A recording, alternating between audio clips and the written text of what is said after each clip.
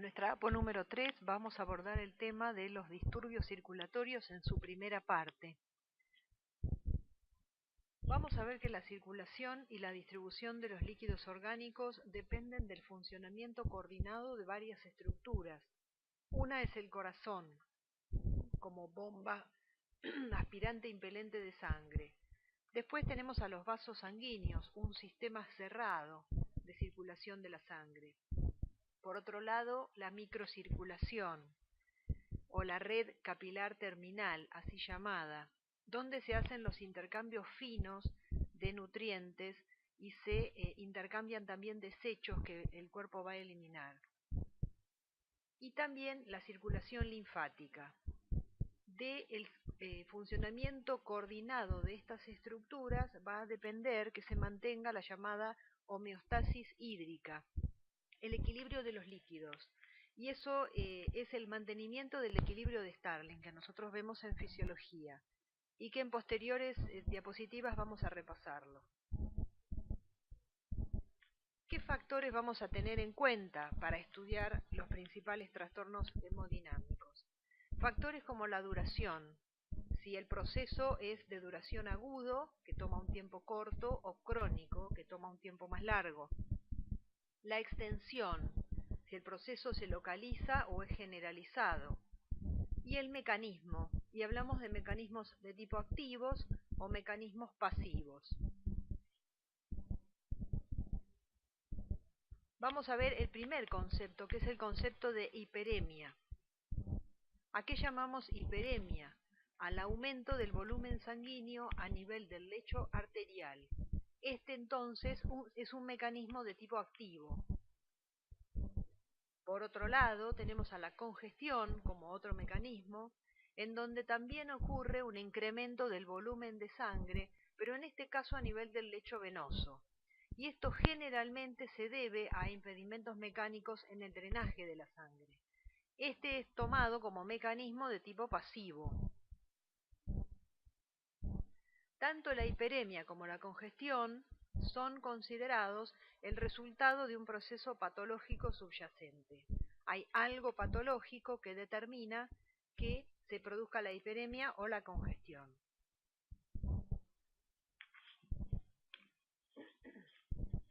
Hablaremos entonces de hiperemia de tipo fisiológica, como pasa, por ejemplo, en las hiperemias con el rubor, cuando la persona se pone nerviosa, que se enrojece el rostro, la hiperemia postprandial durante la digestión, en donde la sangre fisiológicamente gana los territorios en donde se está llevando a cabo la función digestiva, entonces hay mayor abastecimiento de sangre para cumplir esa función.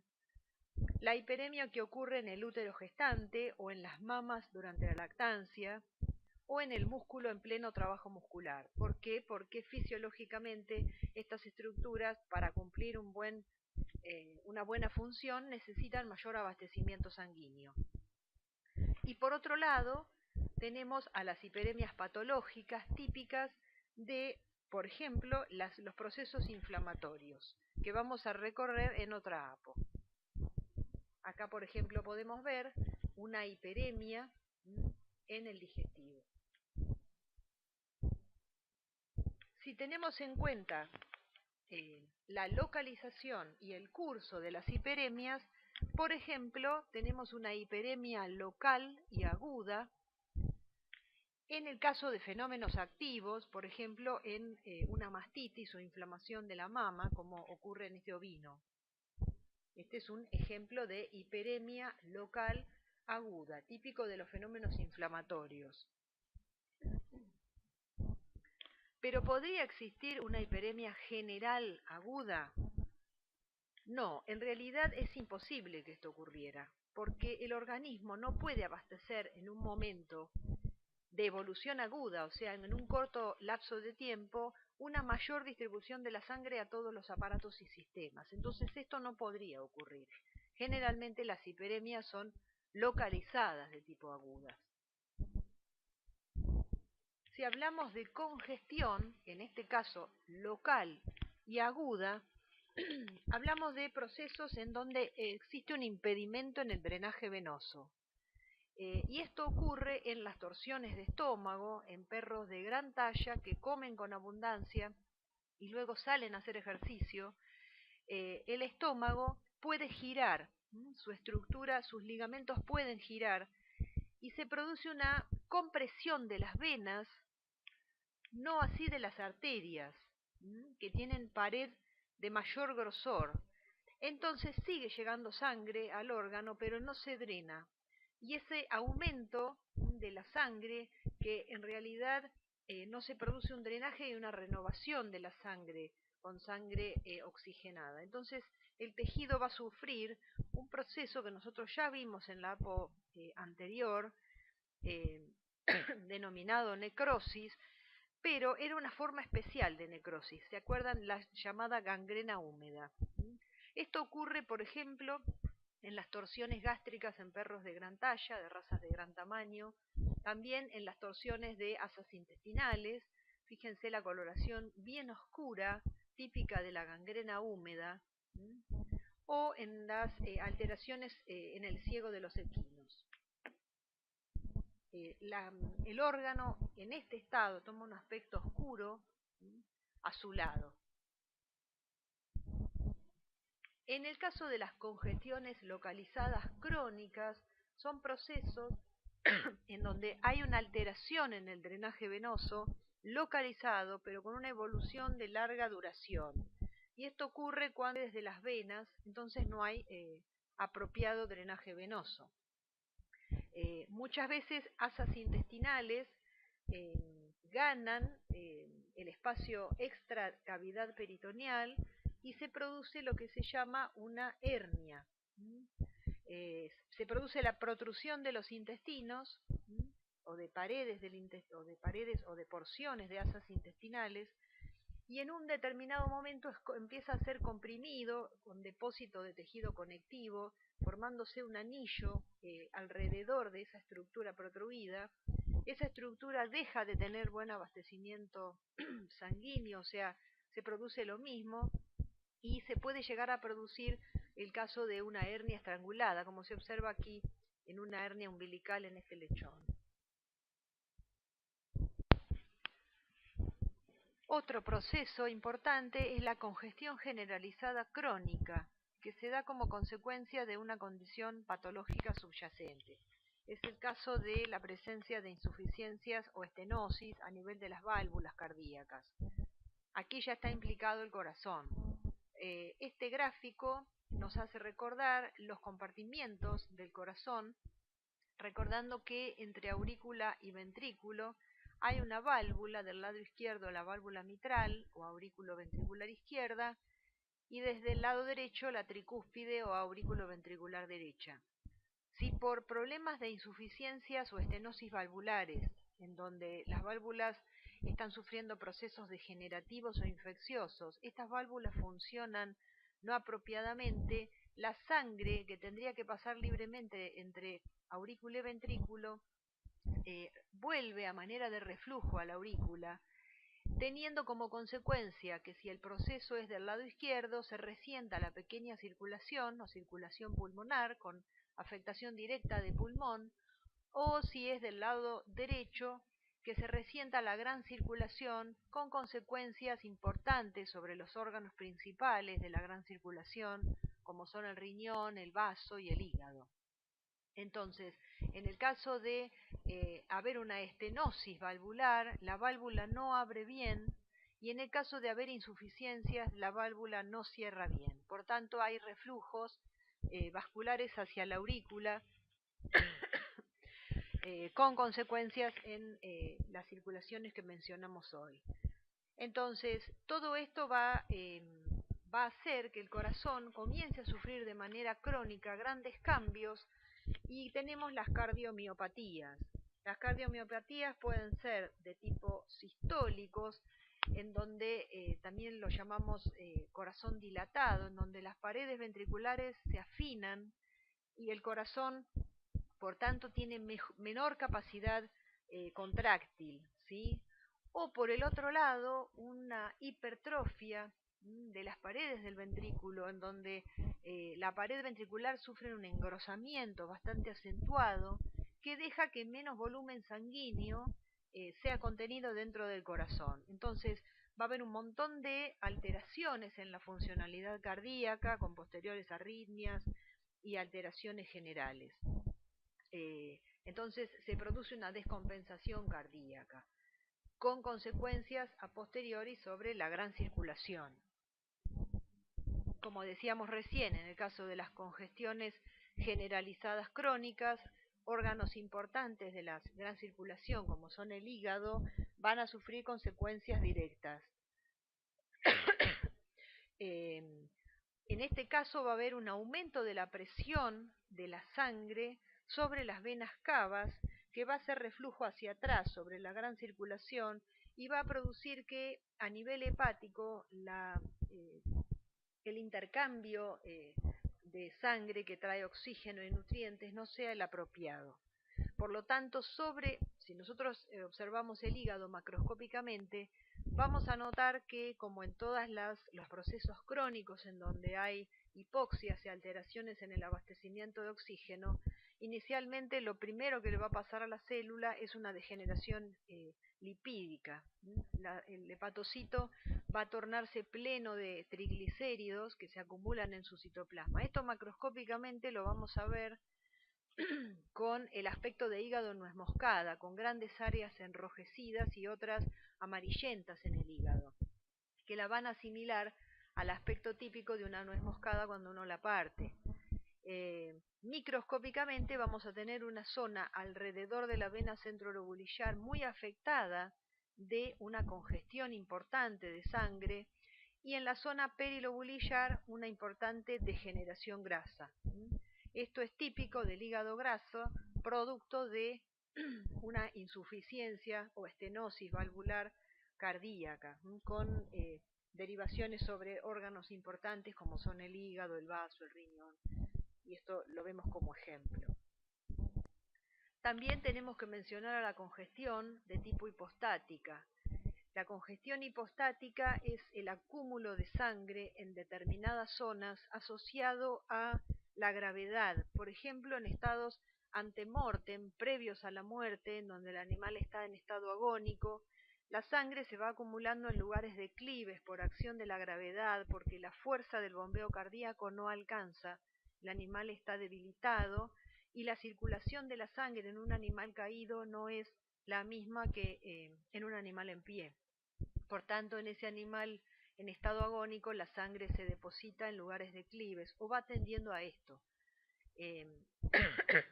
Acá tenemos el ejemplo de un cerebro que en esta zona de decúbito se observa más enrojecido, justamente por la congestión hipostática. Pero también hay una congestión hipostática post-mortem, que es asociada a cambios cadavéricos luego de la muerte en el animal, que se presentan en el cadáver. Uno de los cambios cadavéricos que vimos en la actividad anterior era el livor mortis, justamente asociado a esto, a una coloración enrojecida o violácea por el depósito de la sangre en los lugares declives del cuerpo por acción de la gravedad, en este caso dado porque el corazón directamente ha dejado de bombear sangre, está detenido y no hay circulación sanguínea debido a la muerte somática del animal.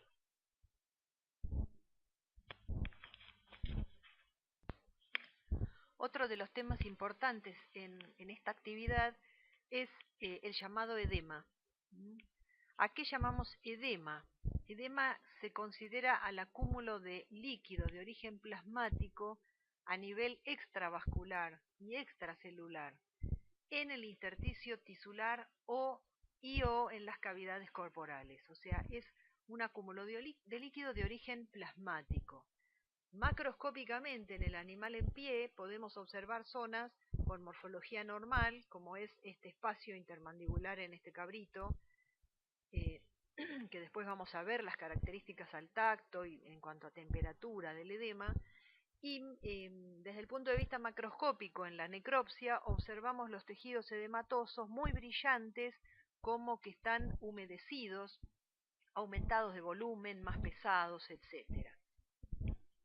En este caso vemos un ejemplo de el edema presente en un pulmón que lo hace más pesado, más blanquecino, como incoloro, que teniendo mayor volumen el órgano, mayor peso, mayor tamaño, menor temperatura al tacto, brilla, ¿sí? El órgano brilla. Si hacemos cortes resuma agua y vemos que en este caso el pulmón típicamente no se colapsa al abrir el tórax, que eso lo hace, generalmente lo hace el pulmón cuando uno abre tórax se aplasta, se colapsa. Por la presencia de líquido de edema no lo hace. En esta foto podemos observar la presencia de burbujas que determina la presencia de líquido mezclado con aire. Desde el punto de vista microscópico, el pulmón, tomando como ejemplo de un órgano con edema, lo vamos a observar con una morfología bastante alterada, la presencia de áreas pálidas, eosinófilas y alinas, bien rosadas, que corresponden tanto a este aumento como a la presencia de edema en el tejido. Ese edema originalmente, como es de origen plasmático, va a partir de los capilares alveolares, va a ganar la pared del alvéolo y luego la luz alveolar. Y ahí se va a quedar en la luz del alvéolo. Las propiedades típicas de la sustancia surfactante que trata de impedir el colapso de los alvéolos, manteniendo la tensión superficial, se altera. Entonces, las paredes alveolares se van a colapsar, se van a aplastar entre lo que constituye el aire, el líquido y la propia pared del pulmón, del alvéolo pulmonar. Por tanto, se van a observar grandes áreas colapsadas en donde casi no se observa la presencia de aire. El colapso, en este caso, también recibe el nombre de atelectasia, y otras áreas, como son estas que estamos marcando, que albergan la escasa cantidad de aire que el animal con edema pulmonar hace entrar al órgano en cada inspiración.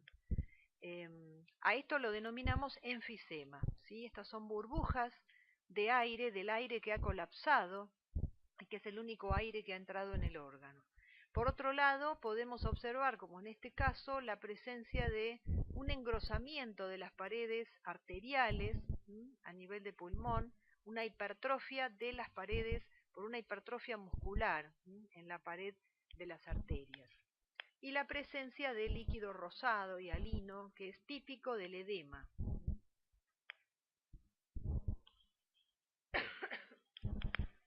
Para entender la patogenia del edema, tenemos que tener muy en mente o muy clara lo que es el equilibrio o ecuación de Ernst-Starling, que vimos en fisiología.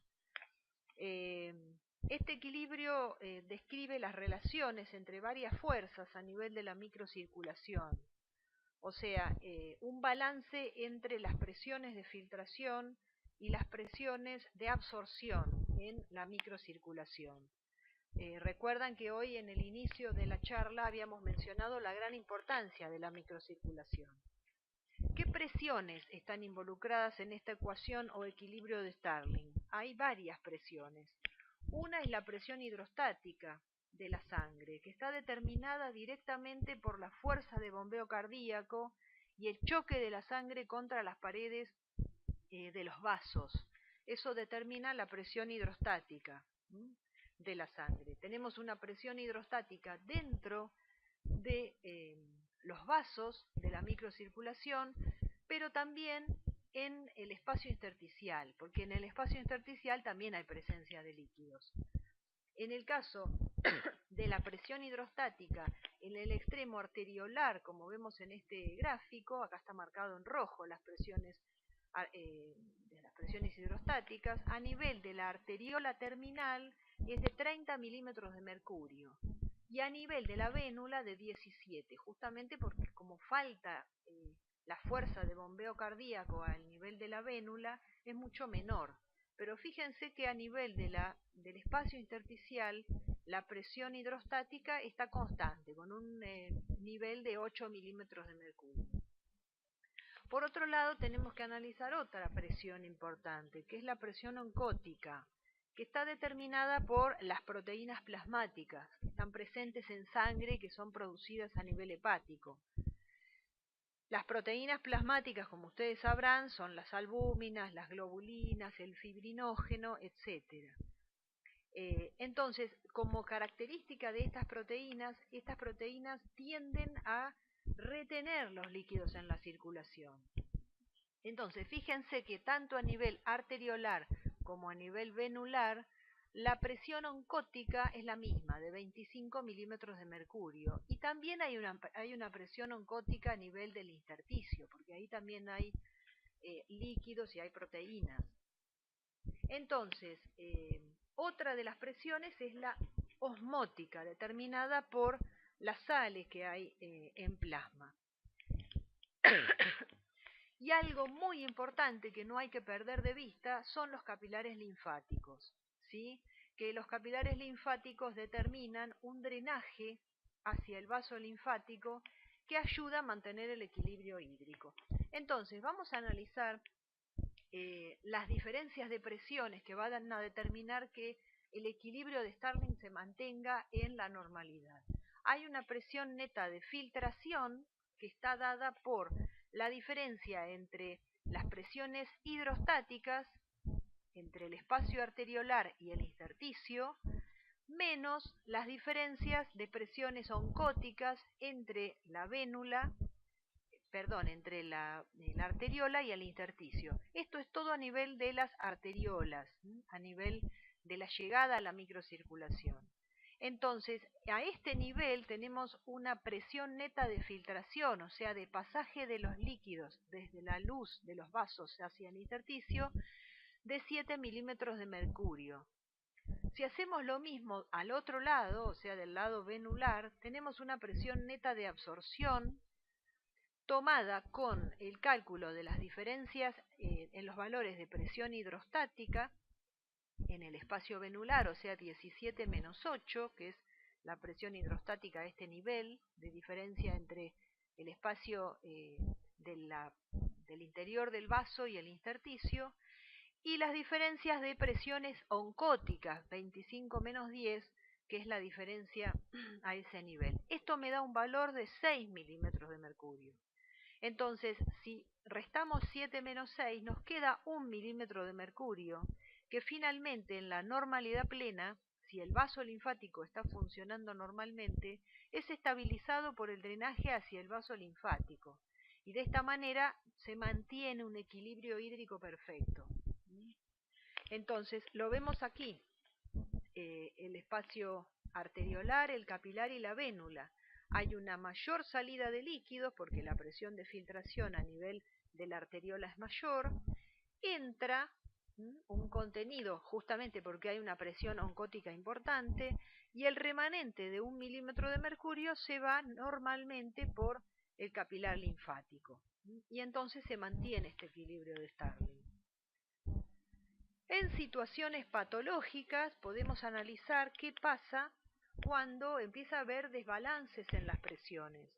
Por ejemplo, en la hiperemia activa o en la congestión, nosotros tenemos que aumenta el volumen sanguíneo, tanto en la hiperemia, porque aumenta a nivel de las arterias, como en la congestión se disminuye el drenaje venoso. Por tanto, en ambos procesos, la mayor llegada de sangre hace que la presión hidrostática a este nivel sea mayor.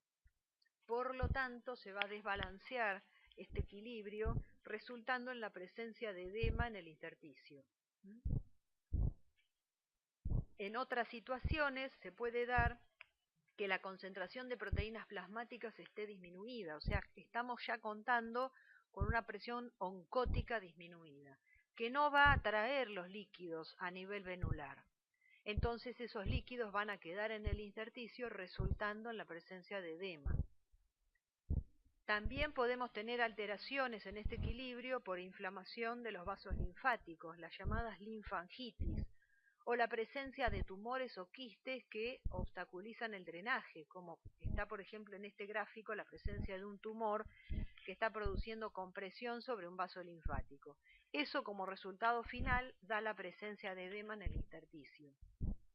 O finalmente en procesos inflamatorios en donde aumenta la permeabilidad de los vasos y se produce edema también en el intersticio, que en otra actividad vamos a analizar en profundidad.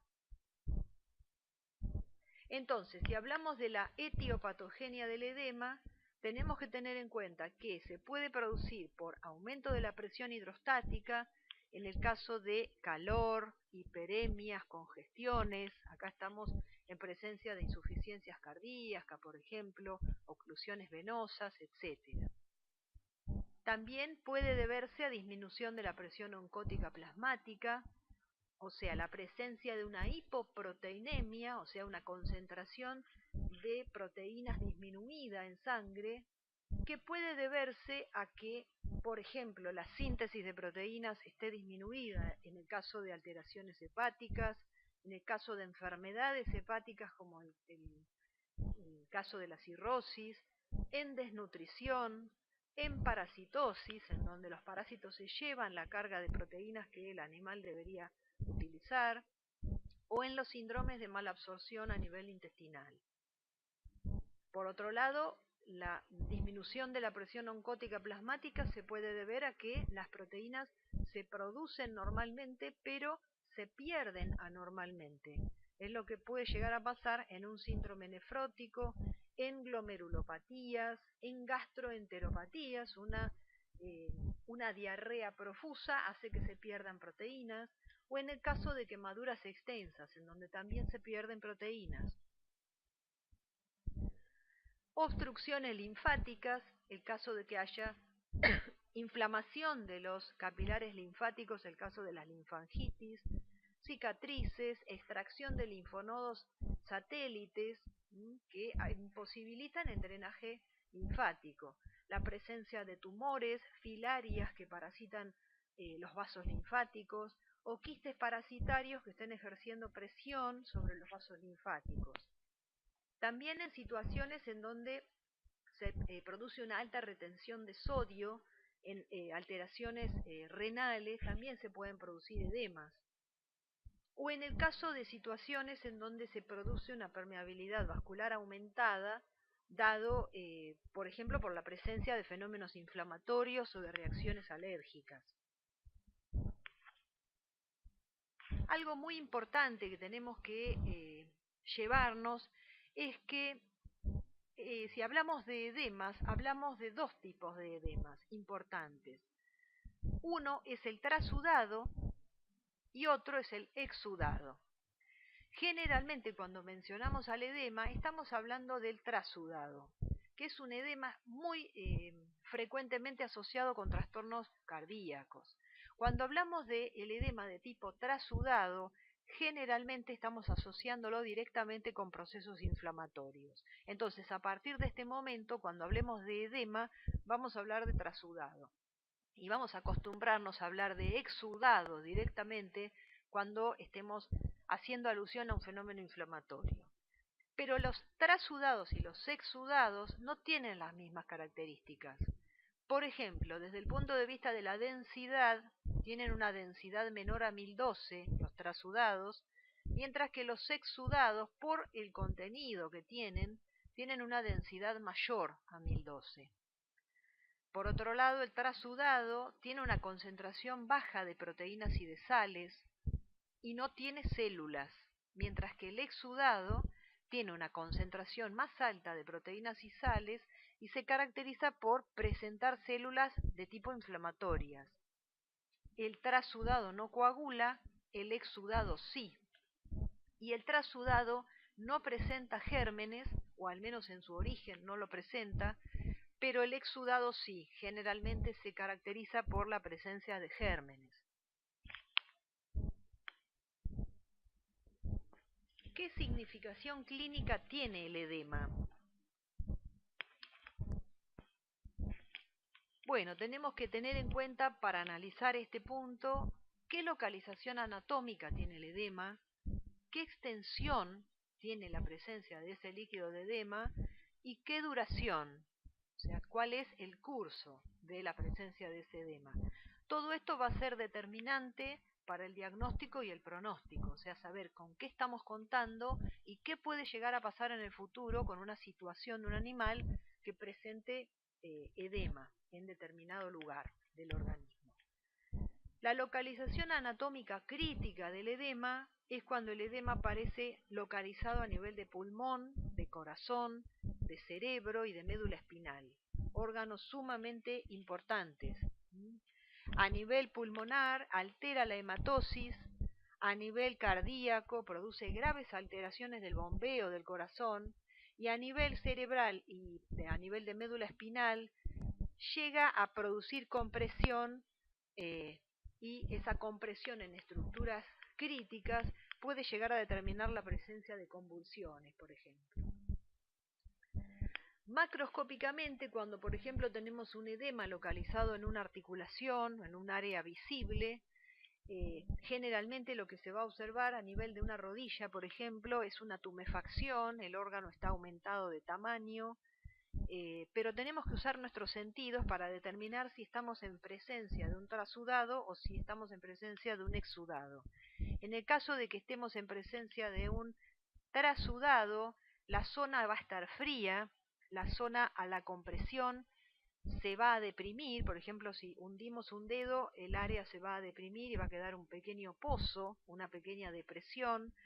Cuando sacamos el tacto de la zona no vuelve inmediatamente y elásticamente a su posición normal.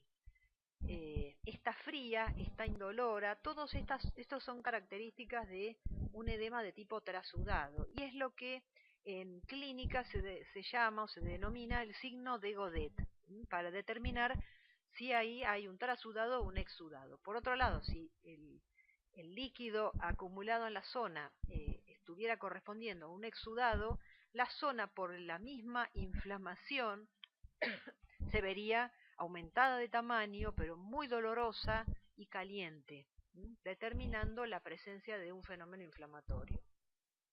Si hablamos de nomenclatura, que es muy importante para la comunicación del patólogo con el clínico, estaremos diciendo que para la denominación del edema usamos el prefijo hidro. Entonces asociaremos ese prefijo hidro con la localización anatómica. Por ejemplo, el acúmulo de edema a nivel de la cavidad peritoneal recibe el nombre de hidroperitoneo o también ascitis. En el caso de que el edema esté acumulado a nivel del saco pericárdico, se denominará hidropericardio. En el caso de que esté alojado en una articulación, hidrartros. En el caso de que esté en la túnica vaginal, hidrocele. En el caso de que esté en el encéfalo, hidrocefalia. Y anasarca, que hablamos de un edema generalizado. ¿Qué evolución tiene el edema de tipo trasudado en el pulmón, por ejemplo? ¿Qué puede pasar si hay presencia de un trasudado a nivel pulmonar?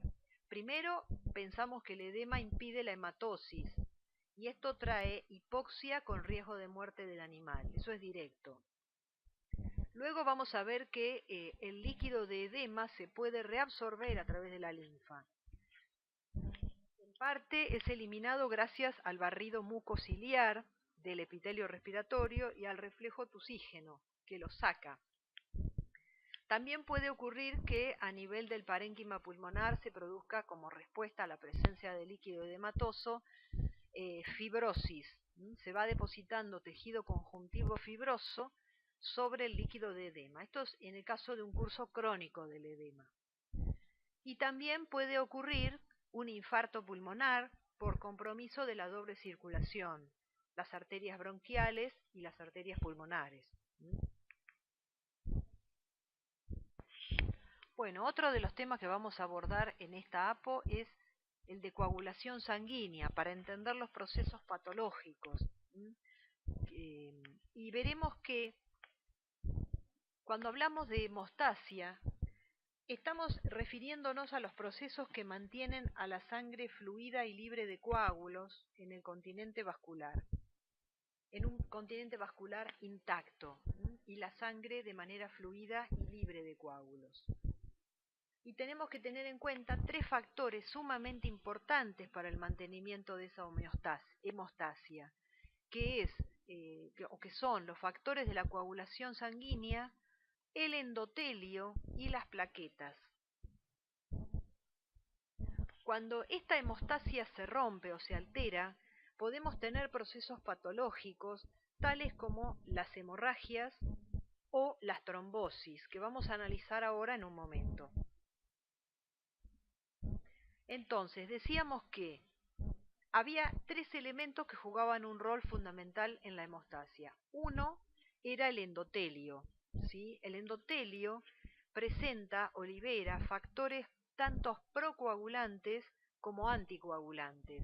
Ustedes van a encontrar en varios procesos del organismo en donde el organismo libera ambos factores que determinan que se mantenga un equilibrio en determinada función que se esté cumpliendo. En este caso, el endotelio libera factores procoagulantes del tipo del factor de von Willebrand, que es un factor muy importante que pega el endotelio a las plaquetas, ¿sí? Ahora vamos a ver cómo es todo este proceso. También otro factor procoagulante es el factor activador de plaquetas, como ejemplos. Pero también decíamos que el endotelio libera factores anticoagulantes, como el caso de la antitrombina 3, el activador del plasminógeno, entre otros. Otro de los elementos que juegan un rol fundamental en la hemostasia son las plaquetas, como decíamos hoy. Las plaquetas tienen gránulos alfa y cuerpos densos, por ejemplo, que están cargados de materiales de mucha importancia. Uno de estos es el llamado tromboxano A2, que es el factor de agregación más potente conocido, ¿sí? De agregación plaquetario, que vamos a analizar en un momento. Otros elementos o sustancias que las plaquetas producen son proteínas como el fibrinógeno, por ejemplo, o la serotonina. Y también los factores de la coagulación sanguínea, que son factores producidos a nivel hepático y que son sumamente importantes para que se lleven a cabo los procesos de activación de la cascada de la coagulación o que se desarrolle esa cascada de coagulación si es necesario activarla. Por otro lado, vamos a tener que el organismo mantiene un equilibrio constante entre lo que son los procesos de coagulación de la sangre y la fibrinolisis. Hay un equilibrio entre la producción de coágulos y la lisis de esos coágulos, que vamos a analizar en un momento, pero mantengan siempre en mente que el cuerpo tiene que mantener en equilibrio esto para que los sistemas, en este caso asociados a la coagulación, se mantengan trabajando en normalidad. ¿Cuál es la reacción normal del organismo frente a un daño vascular? Un pequeño daño vascular. ¿Qué pasa en el organismo frente a un pequeño daño vascular? El organismo tiene una capacidad de resistir de alguna manera para que ese pequeño daño vascular no produzca sangrado y daño de mayor cuantía. Entonces, lo primero que va a ocurrir es una vasoconstricción arteriolar mediante reflejos neurógenos. O sea, el vaso que se dañó de alguna manera se va a sufrir constricción para evitar la pérdida de sangre. Y comienzan a producirse la llamada adhesión plaquetaria. ¿Por qué? Porque la matriz extracelular a nivel de ese endotelio dañado queda expuesta.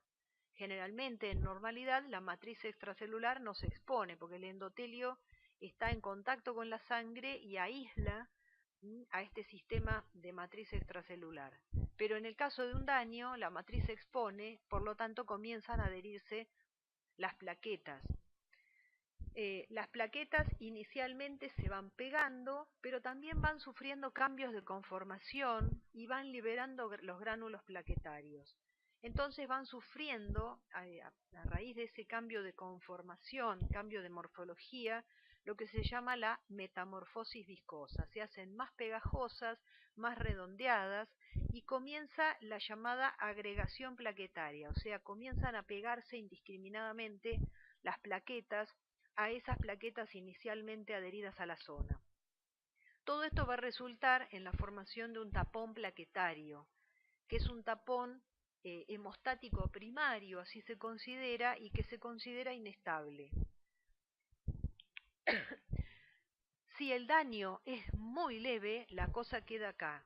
sino se va a activar la llamada cascada de la coagulación, porque a nivel del lugar de la lesión se liberan factores tisulares que hacen que se active esta cascada de la coagulación. Y esto es lo que se llama la hemostasia secundaria, a diferencia de lo que decíamos, la hemostasia primaria, que llegaba hasta la formación de ese tapón plaquetario. Si la lesión es mayor, por lo tanto, se activa la cascada de la coagulación sanguínea. Y acá tenemos en este gráfico diagramado lo que es ante un daño vascular, en donde se lesiona el endotelio, se exponen la matriz extracelular, subendotelial, o el tejido subendotelial. Lo primero que ocurre es esa vasoconstricción inicial. Fíjense que a partir de los endotelios también se libera el factor endotelina que causa vasoconstricción, y luego se van a ir adhiriendo esas plaquetas iniciales, produciéndose un cambio de conformación, liberándose los gránulos, este tromboxano A2 que es tan importante. Acá está el factor de von Willebrand del que hablábamos recién, que va a ir pegando las plaquetas a esa zona dañada, y luego se produce la agregación plaquetaria de más plaquetas y activación entonces de la cascada de la coagulación. Acá se ven elementos que son las plaquetas derivadas del megacariocito de la médula ósea. Bien, entonces vamos a hacer un cuadro general de lo que está implícito en la coagulación sanguínea. La coagulación, como decíamos hoy, está dada por la presencia de los factores de la coagulación. En realidad, estos factores de la coagulación son sintetizados en el hígado como proenzimas y luego se transforman en enzimas activadas y se van activando a manera de cascada, ¿sí? En una reacción ya sin retorno, concatenada en forma de avalancha, ¿sí? Para dar como resultado final la formación de un coágulo estable de fibrina. En la coagulación se va a activar el factor 10. Los factores son denominados así con la agregación de un número romano, y fueron colocándole el nombre a cada factor de la coagulación a medida que lo fueron descubriendo, ¿sí? En el caso de la coagulación, un cuadro general, que es lo que tienen que ustedes recordar, es que se activa el factor 10, y este factor 10 activado activa el factor 2, que es la protrombina, y esta protrombina se convierte en trombina, que sería el factor 2 activado. Esta trombina hace que el fibrinógeno sanguíneo, también llamado factor 1, se transforme en monómero de fibrina. Este fibrinógeno es soluble, no así la fibrina, que es un polímero insoluble, que se hace estable gracias a la activación del factor 13, la fibrinoligasa, y la participación del calcio como factor 4, que determinan que ese coágulo de fibrina se haga estable e insoluble, y que sea lo último que se forma. Es una red de proteínas, que es la fibrina, que va dejando entre esta red los elementos formes de la sangre para formar este coágulo final. Entonces, teniendo en cuenta estos mecanismos de coagulación, podemos decir que hablamos de dos vías de activación de la coagulación sanguínea. Una que es la llamada la vía intrínseca de la coagulación, que es, por ejemplo, la que se observa en una coagulación producida en minutos, dejando sangre en un tubo de ensayo, en el laboratorio. La sangre se coagula debido al contacto de la sangre con superficies cargadas negativamente. Bueno, esto también pasa en el organismo. La sangre se coagula por algunas alteraciones de la sangre. En este caso se activa el factor 12, que es el llamado factor de Hagemann, sumado a la precalicreína, a la activación del factor 11 y al quininógeno de alto peso molecular. Este factor 12 o factor de Hagemann activado activa el factor 11, denominado antecedente plasmático de la tromboplastina, Este factor 11 activado activa el factor 9. Este factor 9 es determinante en la presencia de una enfermedad que es la hemofilia B. Cuando falta el factor 9 de la coagulación, los animales tienen tendencia a las hemorragias justamente por la carencia de este factor. Fue llamado antihemofílico B. Entonces, si este factor se activa, sumado a la participación del factor 8 y al calcio, que actúan sobre fosfolípidos de membrana de la plaqueta, activan finalmente al factor 10. Y este factor 10 activado, gracias a la participación del factor 5 o proacelerina y al calcio, hacen que la protrombina se convierta en trombina. Y esta trombina, como decíamos hoy en el cuadro general, hace que el fibrinógeno se transforme en fibrina. Esto es lo que se llama la vía intrínseca de la coagulación. Por otro lado, la coagulación sanguínea se puede activar a partir de la llamada vía extrínseca, ¿sí? Que se produce en segundos o debido a tejidos con daños a nivel de los endotelios. En general, en lugares en donde los endotelios son lesionados, se produce liberación del factor tisular o factor 3, denominado tromboplastina tisular. Esta activación o esta participación del factor tisular 3 transforma el factor 7 o proconvertina en factor 7 activado. Este factor 7, en colaboración con el 5 o proacelerina, al factor plaquetario 3 y también al calcio, activan al factor 10 o factor de Stuart-Prauer. Y este factor 10 activado, gracias al factor plaquetario 3 y al calcio, hacen que la protrombina se transforme en trombina y luego, como decíamos hoy, la trombina transforma el fibrinógeno en fibrina. Como vemos, la coagulación sanguínea es una reacción limitada al lugar de la lesión, porque si no se coagularía todo el árbol vascular, ¿sí? Con taponamiento masivo. Solo se produce coagulación en aquellos lugares donde se van a exponer, por ejemplo, fosfolípidos o tejidos endoteliales dañados con exposición de la matriz extracelular. Entonces, volviendo al gráfico inicial, a partir de la activación de las dos cascadas llegamos a una vía común, que es la activación del factor 10, que hace que la protrombina se transforme en trombina y esta actúa sobre el fibrinógeno para transformarlo en fibrina, que posteriormente se transforma en un coágulo estable, terminando lo que es el proceso de la coagulación.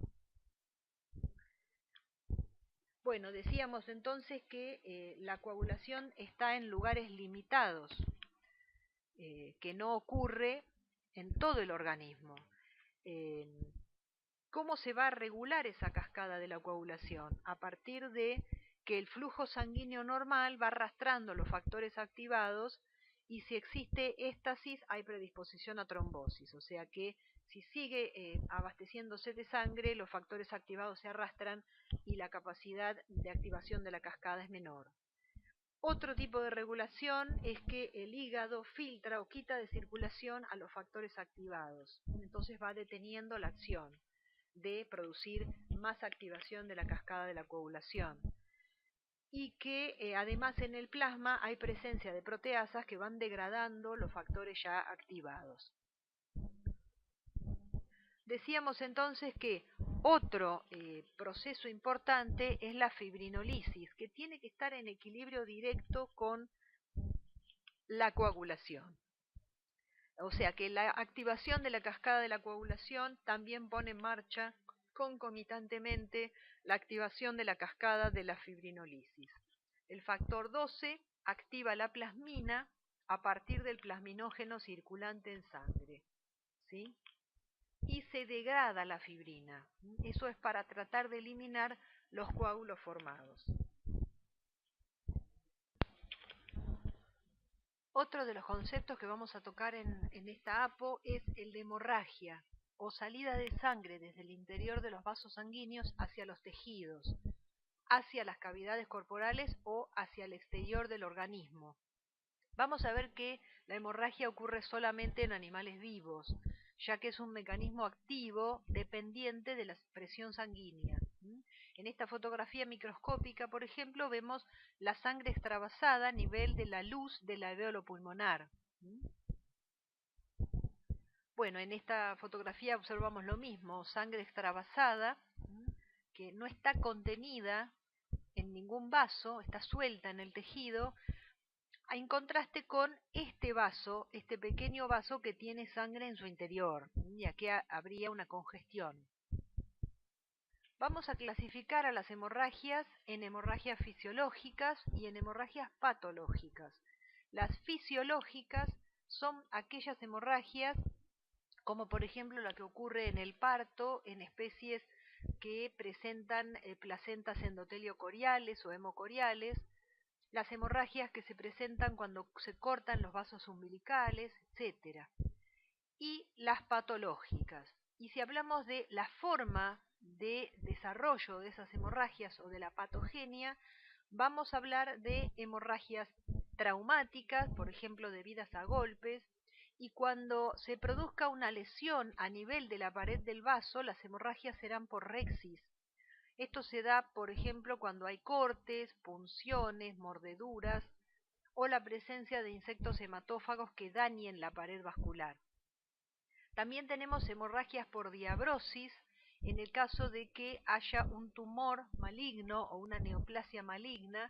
Vamos a ver más adelante, cuando tratemos el tema tumores, que estos tienen la capacidad de desarrollar sustancias que producen hemorragias, porque es la manera más óptima del tumor para buscar o entrar dentro de un vaso sanguíneo y llevar a cabo el proceso de metástasis o diseminación de esas células tumorales.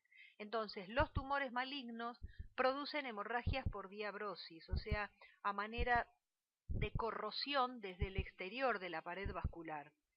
También producen hemorragias por diabrosis la tuberculosis, los aneurismas, por ejemplo. En la hipertensión, en las carreras violentas, en sangre pura de carrera, se pueden producir ruptura de la pared de los vasos, en hemorragias de tipo traumáticas. También hay hemorragias por diapédesis, en donde la sangre se escapa entre el endotelio hacia el exterior. Generalmente son glóbulos rojos. Y esto se ve en periodos de éstasis, en donde la sangre se estanca, la circulación está alterada, en procesos como shock, inflamación o congestiones crónicas. También se producen hemorragias por diapédesis en el caso de ciertas infecciones virales, como el virus de la peste porcina clásica, infecciones bacterianas, que tanto virus como bacterias dañan los endotelios, en situaciones en donde tenemos avitaminosis del tipo de las vitaminas C, K o E, que van a alterar la funcionalidad del sistema de la coagulación, en las hemofilias, en donde faltan factores de la coagulación, y también tenemos hemorragias en el caso de las asfixias, en las agonías por estrangulamiento, por ejemplo. Dentro de las hemorragias patológicas hablamos de la localización y podemos hablar de que la hemorragia, de acuerdo a que el vaso de origen sea arterial, venoso o capilar, se clasificarán por su origen en estas localizaciones. También podemos tener en qué ubicación orgánica está, si la hemorragia es interna o externa, o la ubicación tisular, si la hemorragia es parenquimatosa o intersticial. Desde el punto de vista del tamaño, tenemos que las hemorragias de 1 a 2 milímetros de diámetro son denominadas petequias, las de 1 a 2 centímetros, equimosis, y las hemorragias en napa son denominadas sufusiones. También podemos tener hemorragias en manchones, que las denominamos máculas, hemorragias en pinceladas, rayas o arañazos, que son denominadas víbices, y las colectas de sangre extravasadas, que son denominados hematomas. Bueno, y esta es una fotografía en donde se ven ejemplos de hemorragias petequiales, por ejemplo, milimétricas, muy abundantes en esta zona. equimosis con su típica forma, sufusiones, hemorragias en distintas napas a distintas alturas y hemorragias en pinceladas o víbices, bien características. Después tenemos colectas de sangre extravasada, como puede ocurrir en algunas razas de perros o en el caso de el cerdo que se observa en esta fotografía. Fíjense que una oreja a simple vista se observa muy aumentada de tamaño y llegamos a la conclusión de que entre los cartílagos auriculares una extravasación sanguínea con depósito de un coágulo y la formación de un hematoma, o sea, sangre extravasada en esta localización.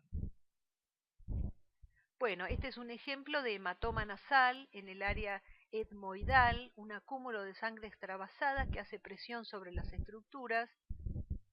También tenemos hematomas a nivel del cerebro, este hematoma epidural, que por supuesto el volumen de sangre extravasada localizado en esta área produce compresión de las zonas cerebrales adyacentes, con daño neurológico. Aquí también tenemos un hematoma a nivel del encéfalo. Desde el punto de vista de la acumulación de sangre, en qué localización se encuentra, tendrá también una nomenclatura característica. Y aquí, como también mencionamos en el caso del edema, usamos el prefijo, ya no hidro, porque estamos hablando de sangre, y el prefijo usado para denominar a la sangre es hemo. Por tanto, si por ejemplo tenemos un acúmulo de sangre en el saco pericárdico, lo denominaremos hemopericardio. Si está en la cavidad peritoneal, hemoperitoneo. Si está en cavidad torácica, hemotórax. Si está en el saco escrotal, hematocele. Y si está en una articulación, por ejemplo, hemartrosis. Aquí tenemos algunas fotografías ejemplificando un hemopericardio, un hemotórax en cavidad torácica, un hemoperitoneo y un hematocele.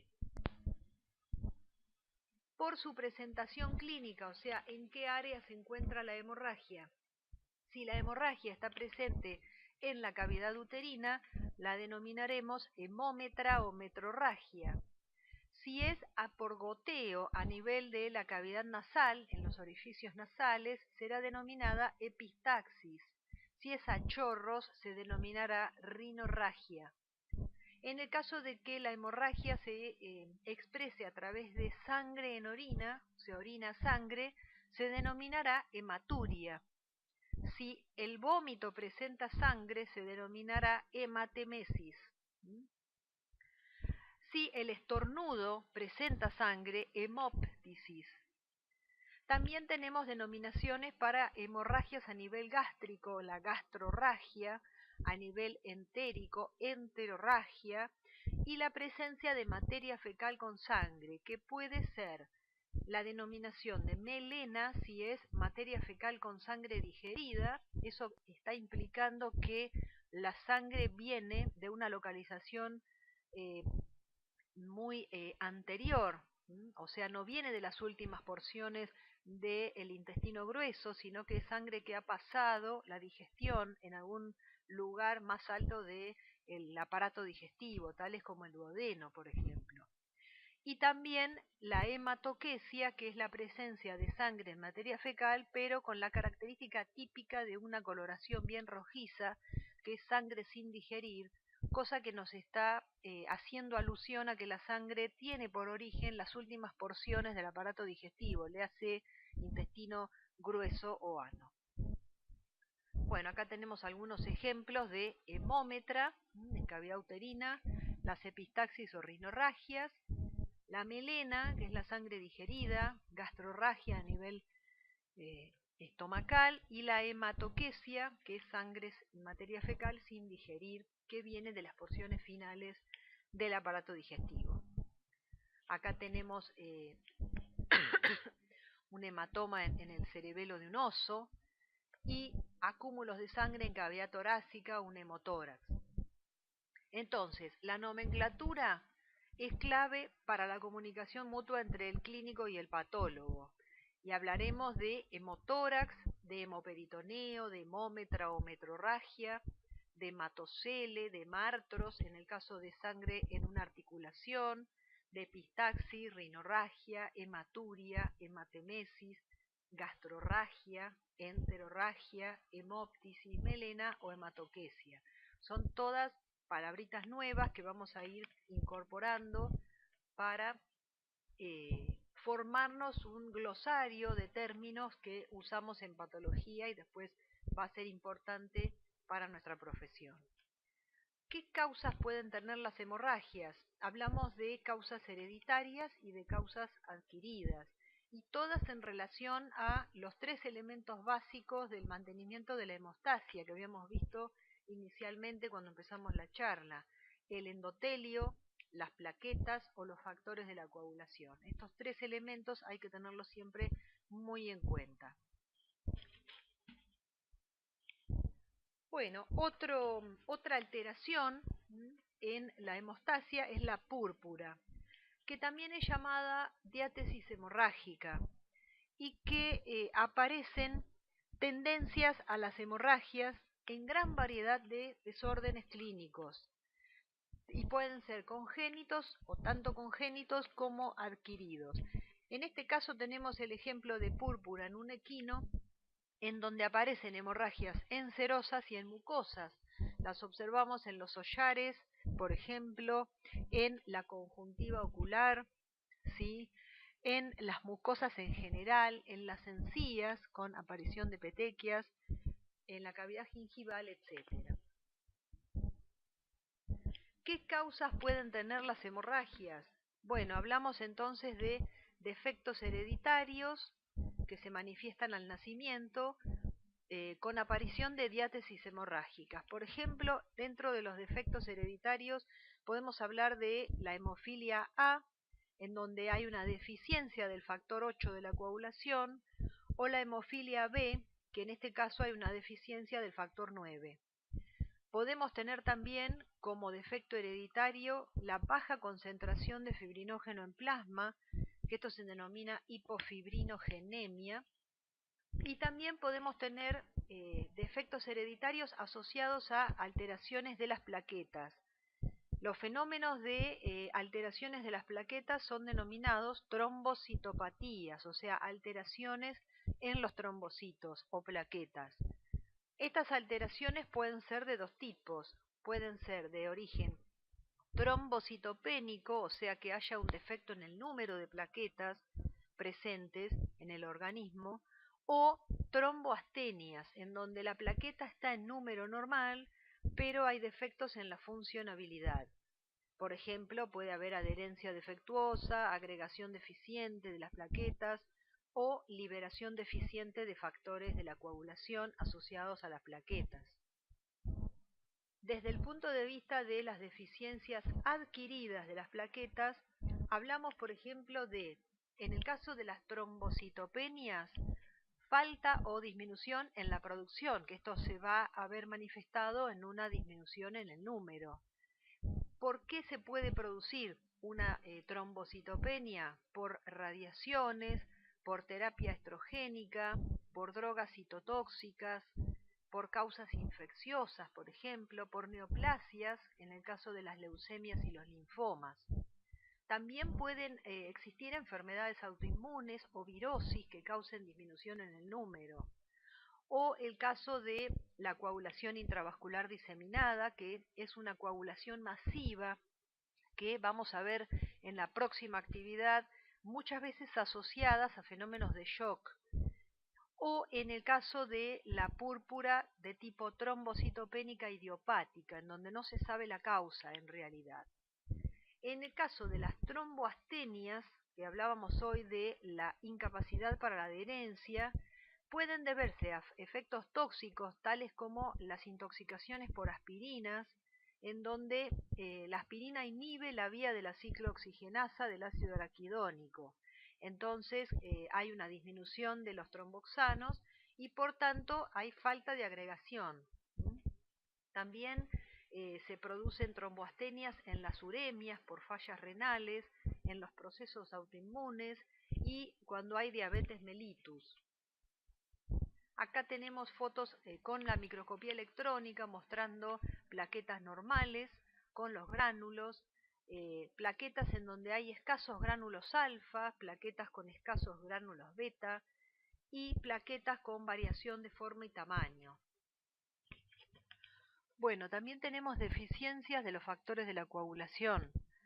Hablamos de falta o disminución en la producción de factores en enfermedades hepáticas severas. Decíamos hoy que los factores de la coagulación son producidos en el hígado, por tanto en enfermedades hepáticas severas se va a ver alterada la producción de estos factores. También en la deficiencia de vitamina K, los factores 2, 7, 9 y 10 son determinantes en la síntesis de la vitamina K. Las intoxicaciones con dicumarol y warfarina que producen baja en la producción, absorción o función de la vitamina K, por lo tanto producen hemorragias. Los síndromes de malabsorción que también disminuyen la vitamina K y la obstrucción del colédoco que producen lo mismo. En el caso de que se aumente el consumo de los factores de la coagulación, esto se visualiza en la coagulación intravascular diseminada, que en realidad es una coagulopatía por consumo, o sea, se consumen en el caso de un shock, por ejemplo, los factores de la coagulación en toda la economía, produciéndose microtrombos, que vamos a ver qué son en la próxima actividad, y luego, en pasos posteriores, se producen hemorragias porque el organismo queda sin disponibilidad de factores de la coagulación. Si hablamos de defectos adquiridos luego del nacimiento, que determinan la presencia de hemorragias, podemos hablar de traumas por agentes físicos, podemos hablar de deficiencias vitamínicas, como el caso de la vitamina K, de la vitamina C, de la vitamina E, el caso de las trombocitopenias, como ocurre en disminución del número de plaquetas cuando hay neoplasias, en algunas virosis, en algunas intoxicaciones, tromboastenias, cuando falta factor de von Willebrand, cuando hay afibrinogenemia, sobredosis de aspirinas, como ya vimos. Las intoxicaciones por fósforo o por cobre también producen hemorragias, enfermedades hepáticas, hoy hablábamos de menos concentración de factores de la coagulación, las trombocitopenias, en este caso idiopáticas, o sea que no se sabe la causa, virosis como el virus de la peste porcina, el parvovirus del perro, la hepatitis infecciosa canina, agentes bacterianos entre los que podemos mencionar a las leptospiras, a las pasteurelas, entre otros, toxinas derivados de agentes anaeróbicos como los Clostridium perfringens en las enterotoxemias, venenos de serpientes, también parásitos causan hemorragias como son los insectos hematófagos, el gusano del corazón del perro, el ancilostoma canino. Las neoplasias malignas también producen hemorragias. Y también el caso de la hipertensión arterial con ruptura de la arteria aorta en el ejercicio extremo, en el sangre pura de carrera, que producen grandes hemorragias. Acá tenemos algunas fotografías que muestran lesiones del virus de la peste porcina, que es un virus endoteliotropo, o sea, va a tener tropismo por los endotelios y va a dañar los endotelios, produciendo hemorragias por diapedesis. Y es un virus que produce hemorragias en toda la economía, a nivel de piel, como observamos en esta foto, a nivel del pabellón auricular, a nivel renal, en los linfonodos, etcétera, en la laringe, en el vaso, etcétera. En general son hemorragias petequiales, o sea, del tamaño de una cabeza de alfiler, muy pequeñas. Microscópicamente vemos áreas con sangre extravasada suelta, como habíamos visto hoy otras fotografías, que caracterizan a las hemorragias. En el caso de la deficiencia de vitamina K, decíamos que se produce ante síndromes de mala absorción intestinal, en el caso de enfermedades que obstaculizan la salida de bilis al duodeno, porque esta bilis es necesaria para que las bacterias intestinales sinteticen vitamina K. Los factores de la coagulación dependientes de la vitamina K, recordemos que son el factor 2, el 7, el 9 y el 10, que se sintetizan principalmente a nivel hepático y que cuando hay deficiencia de vitamina K, hay síntesis defectuosa de protrombina. Otra de las causas de hemorragias adquiridas son las intoxicaciones, en este caso de los bovinos, por la presencia de una pastura, que es la llamada Melilotus alba, que es una pastura que presenta, es un tipo de trébol dulce, es una planta que produce cumarina, que es transformada por agentes micóticos u hongos en dicumarol, y este dicumarol produce falta de vitamina K directa con gran producción de hemorragias. Empezó a vérselo en animales a los que se los sometía a descorne y que morían desangrados, y luego asociaron el consumo de la pastura Melilotus alba o trébol dulce con la afección. En los años 70 en Estados Unidos, en la Universidad de Wisconsin, producen un derivado sintético de la cumarina denominado warfarina, que comienza a ser utilizado como rodenticida, que es la sustancia química que está presente en rodenticidas como el brumoline. Ya los roedores han desarrollado lo que se denomina cautela al cebo, y al ver morir a los congéneres se dan cuenta de que han muerto por algún tipo de intoxicación y dejan de consumir el cebo. Pero la warfarina se encuentra presente en la mayoría de los rodenticidas actuales y producen grandes hemorragias en los roedores como factor tóxico. Bueno, también podemos tener deficiencias de los vasos sanguíneos propiamente dichos. Desde el punto de vista hereditario, los vasos pueden verse alterados en el caso de una enfermedad denominada síndrome de Ehlers-Danlos, en donde los vasos presentan una gran flexibilidad, el tejido conjuntivo se hace muy laxo, y en esta enfermedad, que es de tipo hereditario del tejido colágeno, y los vasos sufren grandes daños, se dañan fácilmente y se producen hemorragias. En los procesos adquiridos podemos tener traumas en los vasos, podemos tener efectos de las neoplasias malignas produciendo diabrosis vascular, podemos tener defectos leves en los vasos con una situación de mecanismo de hemorragia dado por diapédesis. En las endotoxemias podemos tener coagulación intravascular diseminada, los agentes infecciosos que producen daños vasculares tales como el parvovirus, la peste porcina, los ancilostomas, las garrapatas, las pulgas, las leptospiras, las pasteurelas, las toxinas, como vimos hoy, por ejemplo, las toxinas producidas por los Clostridium, las enfermedades autoinmunes, como el lupus eritematoso sistémico, o las deficiencias de vitaminas como la C y E que producen daños directos sobre los vasos. Este es el ejemplo que veíamos hoy de un trastorno hereditario en donde hay una situación de tejido conjuntivo sumamente laxo y daño vascular. Y tenemos algunos ejemplos de agentes infecciosos como el virus de la peste porcina que produce petequias, como vemos en esta fotografía de este riñón, lesiones vasculares a nivel intestinal producida por el virus de la parvovirosis canina. Fíjense el aspecto de este intestino sumamente hemorrágico.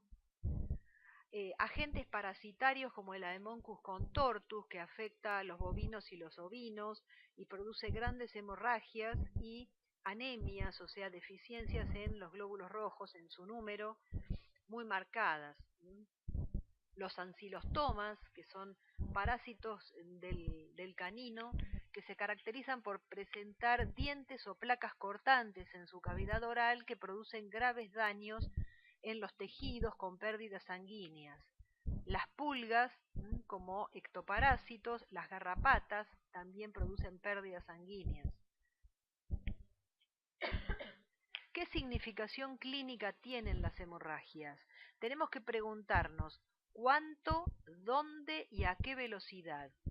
Es determinante para el clínico evaluar una hemorragia desde el punto de vista del volumen que se está perdiendo, o sea, cuánto, desde el punto de vista de la ubicación anatómica, o sea, dónde está esa hemorragia, y desde el punto de vista de la velocidad de sangrado. ¿A qué velocidad se pierde la sangre? ¿En qué cantidad y en qué localización estamos? Si hablamos del volumen, el volumen crítico que se considera donde se pone en riesgo la perfusión tisular con riesgo de shock hipovolémico, o sea, con riesgo de una situación en la que hay falla circulatoria periférica, porque la perfusión de oxígeno a los tejidos es inadecuada, eso es el shock. El volumen crítico, donde hay un gran riesgo por la presencia de esta situación, es cuando la pérdida está entre los 20 y 40% del total del volumen sanguíneo.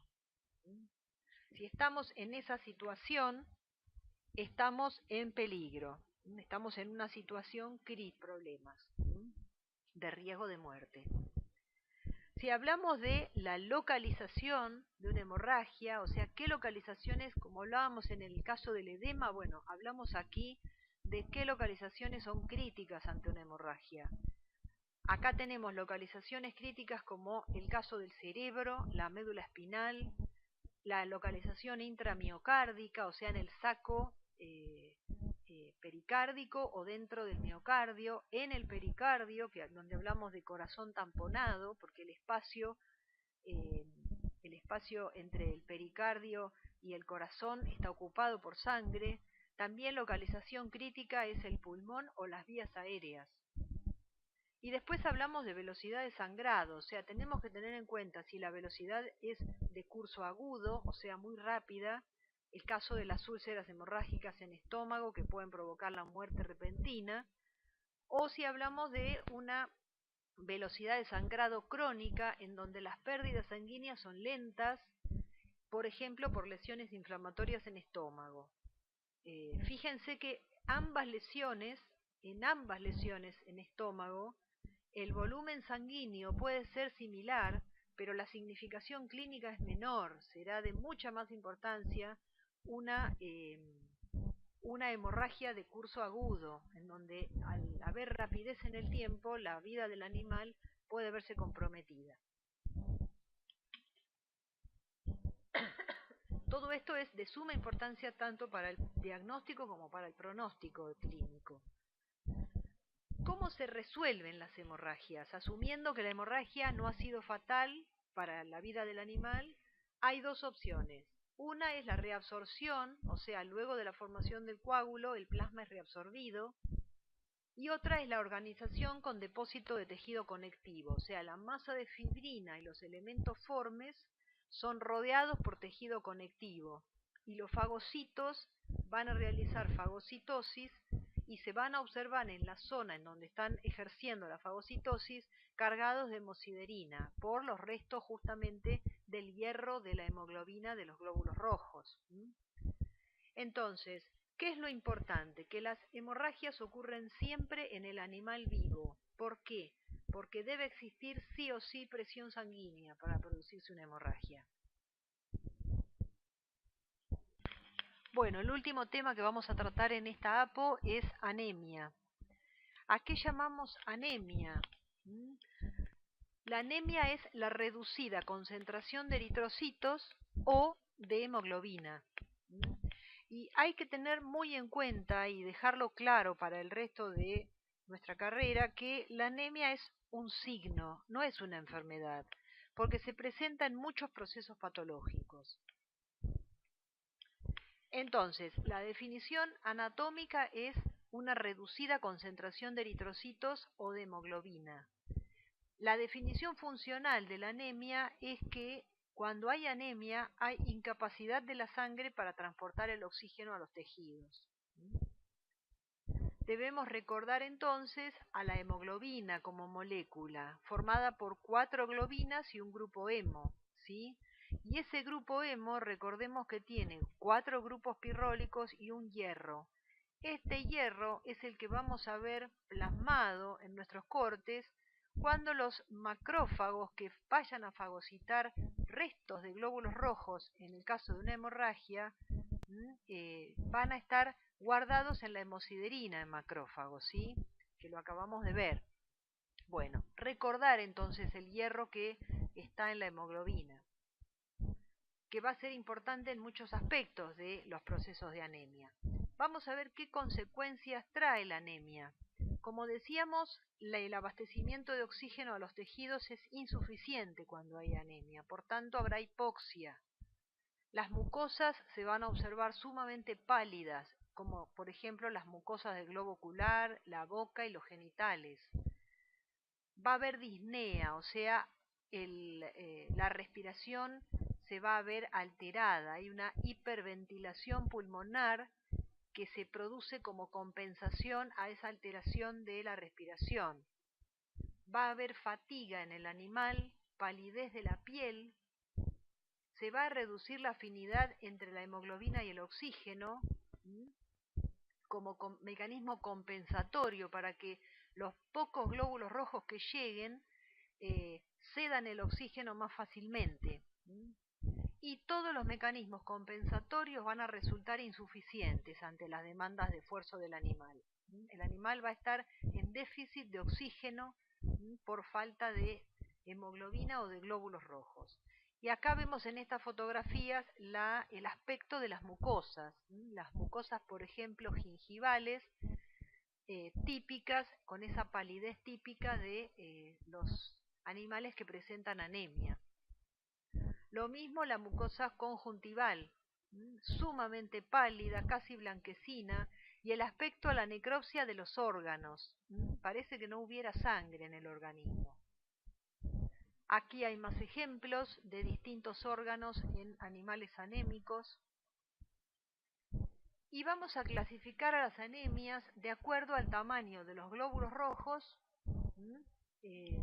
y a la concentración de hemoglobina. O sea, hablamos del tamaño de los glóbulos rojos en base a los índices hematimétricos. Entonces decimos que los glóbulos rojos pueden ser normales en cuanto al tamaño, y hablamos de anemias normocíticas, o sea, hay menos glóbulos rojos, pero de tamaño normal. Esto es el caso, como ejemplo, de anemias producidas después de grandes hemorragias, o sea, poshemorrágicas. También se puede dar que los glóbulos rojos estén disminuidos de tamaño y que estén disminuidos en número, y entonces esos glóbulos rojos que se visualizan darán la característica de la anemia microcítica. Este tipo de anemia es típica de las situaciones en donde falta hierro, o sea, procesos ferropénicos. Y otra situación es que los glóbulos rojos tengan mayor tamaño de lo normal, comparado con los normales. Y ahí hablamos de anemias macrocíticas, como pasa cuando hay aplasias medulares, o sea que la médula ósea no está produciendo elementos de la sangre normalmente. Si hablamos de concentración de hemoglobina, diremos que será normocrómica en el caso de una hemorragia, la anemia resultante de una hemorragia, o hipocrómica, en donde, por ejemplo, se da por falta de hierro. Desde el punto de vista de la respuesta de la médula ósea, tenemos anemias regenerativas, o sea, en donde la médula ósea tiene buena respuesta, con intensa hematopoiesis en respuesta a la falta de glóbulos rojos, y otro es el caso de las anemias arregenerativas, en donde la médula ósea no responde. ¿Qué etiologías asociamos a la presencia de anemias? Se puede asociar a deficiencias en la producción de células, o sea que hay una eritropoiesis anormal. Puede ocurrir que haya deficiencia en la producción de glóbulos rojos y o hemoglobina, que sea de tipo carencial o nutricional, o que la anemia se asocie a destrucción o pérdida de glóbulos rojos, por ejemplo, por hemorragias o por hemólisis. Vamos a analizar entonces de acuerdo a la etiología, desde el punto de vista de las deficiencias en la eritropoyesis, que hablábamos aquí, el punto A, deficiencias en la producción de células. Bueno, decíamos que en las aplasias medulares se producen este tipo de anemias y están asociadas a virus que causan depresión de la médula ósea. O sea, ejemplos de virus como el parvovirus canino o el virus de la leucemia felina va a producir depresión de la médula ósea, con menor producción de células de la sangre. También puede asociarse esta aplasia medular a la administración de drogas estrogénicas o a la administración de furazolidona. Si hablamos de deficiencia en la producción de glóbulos rojos o de hemoglobina, podemos mencionar a la deficiencia de hierro que sufren, por ejemplo, los lechones por carencias en las dietas o por absorción intestinal alterada o pérdida excesiva. Entonces ahí estamos en presencia de una anemia de tipo ferropénica por carencias de hierro. Deficiencias en la producción de glóbulos rojos o hemoglobina. Bueno, hablábamos recién del caso de los lechones. También podemos tener hemoglobinas sintetizadas de manera normal que dan por resultado las porfirias con fotosensibilizaciones, por ejemplo. Las intoxicaciones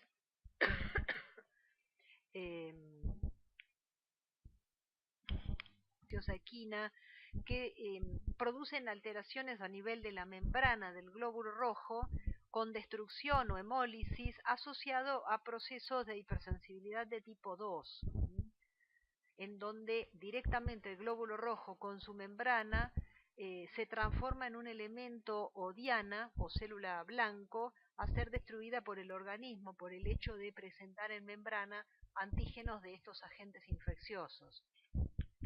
Entonces, hablamos de anemias hemorrágicas de tipo agudas o crónicas, hablamos de anemias hemolíticas inmunomediadas asociadas a fenómenos de hipersensibilidad de tipo 2 o de tipo infecciosas, anemias hemolíticas tóxicas asociadas a intoxicaciones por cobre, por ejemplo, o el uso de fenotiacina como antiparasitario en bovinos. Hablamos de anemia hemolítica dietética por falta de vitamina E, anemia hemolítica por daños mecánicos en el caso de la uremia. Destrucción o pérdida de glóbulos rojos en cuanto a ejemplos de hemólisis. Bueno, tenemos parásitos intracelulares como la babesia, el anaplasma y la aemobartonela que producen anemias justamente por fenómenos de hipersensibilidad de tipo 2 que transforman al glóbulo rojo en célula diana por exponer en membrana antígenos de estos agentes parasitarios. Y también tenemos las anemias hemolíticas asociadas a agentes físicos o químicos, como hablábamos hoy de la fenotiacina en bovinos o de la intoxicación por cobre, en donde en el caso de la intoxicación por cobre, este cobre en exceso produce hemólisis, o sea, el cobre es un oligoelemento que se encuentra normalmente en el organismo. Muchas veces se suplementa en grandes animales y se suplementa de manera excesiva y ya se transforma en un elemento tóxico. Se va a producir hemólisis y esta hemoglobina va a pasar el glomérulo y va a llegar a los túbulos y va a producir hemoglobinuria, ¿sí? Aportándole un color rojo vinoso a la orina y transformando los riñones, como se observa en esta fotografía, en una coloración negro azulada por las necrosis que producen. El hígado también es afectado por en esta intoxicación por cobre, no solamente porque produce necrosis a nivel hepático, sino porque produce hemorragias masivas a nivel del hígado, con anemias secundarias. Bueno, vamos a cerrar entonces el capítulo diciendo que, trayendo a colación una frase de David Slawson, el autor del libro de patología que ustedes manejan durante la cursada, esta frase dice: los patólogos que creen conocer todas las respuestas probablemente no entiendan todas las preguntas. Y los dejo con esa inquietud hasta el próximo teórico.